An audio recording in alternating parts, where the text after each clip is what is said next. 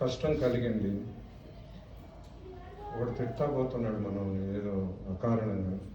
అవును సాయిరామ్ అనుకుంటే తప్పేం లేదు. ఆ సాయిరామ్ అనుకున్న తర్వాత మళ్ళీ మనకు వాడు చెప్పింది కూడా గుర్తుకురాదు. వాడు ఏదో ఓడిపోతున్నాడు, వాడుతాడు. మనోబుద్ధులను, మనస్సును బుద్ధిని భగవంతునికి అర్పించిన వాడు. అంటే ఎప్పుడు మనసులో బుద్ధులు భగవంతుని ఆలోచించుకోవడం. వీడంటే నాకు దేవుడు అని చెప్తాను. శత్రుమిత్రులందు సమత్వము కలవాడు. కష్ట సుఖములు, సుఖ దుఃఖములు, మాన అవమానములు, దూషణ భూషణులందు సమబుద్ధితో నుండివాడు. ఇతను నాకు ఇష్టడు. ఈ విధంగా పరమాత్ముడు క్లియర్గా భగవద్గీతలో చెప్పాడనమాట. అది అర్జునుడికి ఒక్కడికే కాదు, మనమందరికీ. ఎప్పుడైతే మనము ఆయన చెప్పిన ప్రతి వాక్యాన్ని, ప్రతి పదాన్ని అర్థం చేసుకొని మనం ఆచరించగలము, ఒక 10%, 10% అన్నా మనం ఆచరించగలము, మనకు ఏ కోరిక అపేక్ష లేకుండా అహంకార మమకారాలు దూరమై ప్రశాంతత దొరుకుతుంది. ఎప్పుడైతే ప్రశాంతత దొరుకుతుందో అప్పుడు ఏ సమస్య ఉండదు, మన దరికి రాదు. మీరు ప్రతి సోమవారం ఏమో ఇక్కడ భగవద్గీత ప్రవచనం జరుగుతుందని విన్నాను. చాలా గొప్ప విషయం. ఎందుకంటే ఆయన చెప్పిన ప్రతి పదంలోనూ, ప్రతి సంభాషణలోనూ మనకు ఎన్నో విషయాలు తెలుస్తాయి. అది చదివిన తర్వాత, విన్న తర్వాత ఎంతో ప్రశాంతతో మనం వెళ్తాం. మనం చేస్తూ ఉండేది మంచిదా కాదా అని. భగవద్గీత గురించి చెప్తే ఏమండి, యమాలు అంటారు, అవి పాటించాలి. ఏమిటి అవి? సత్యవ్రతం, కష్టం ఉండొచ్చు, సత్యవ్రతం, అహింస, బ్రహ్మచర్యం. బ్రహ్మచర్యం అంటే పెళ్లి లేకుండా బ్రహ్మచారిగా ఉండడం కాదు. ధర్మ పదంగా మీరు ఏం చేసుకుంటే చేసుకోండి, బ్రహ్మచర్యం. అస్థేయం, అస్థేయం అంటే దొంగలించకుండా ఉండడం.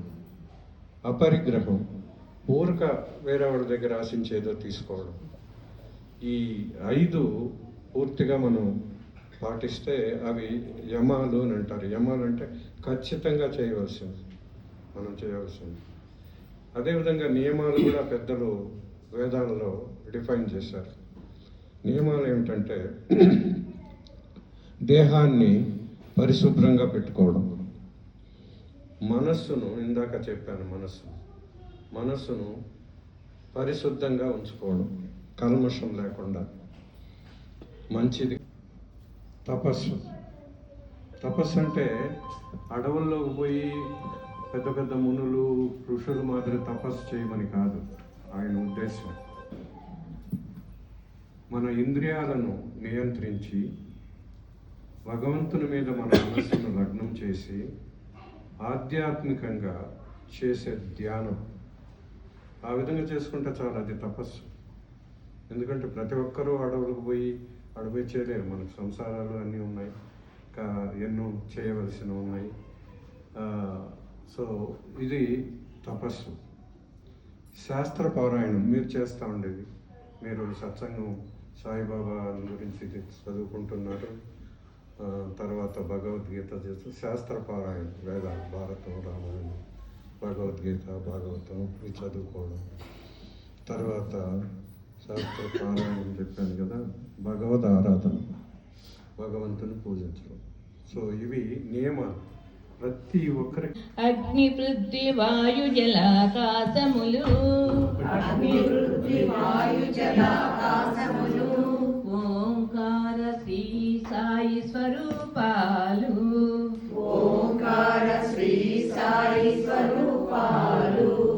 అగ్ని పృథ్వీ వాయు జలాకాశములు,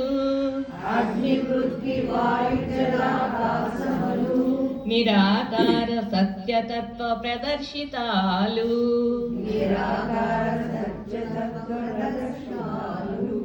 అగ్ని పృథ్వీ వాయు జలాకాశములు,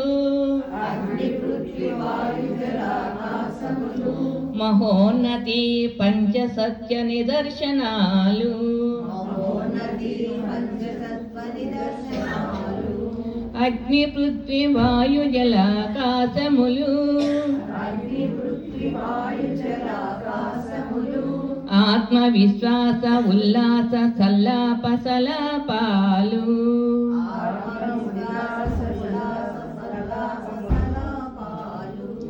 అగ్ని పృథ్వీ వాయు జలాకాశములు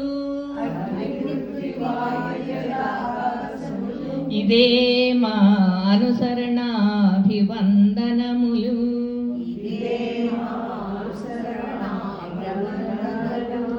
అగ్ని పృథ్వీ వాయు జలాకాశములు ఇదే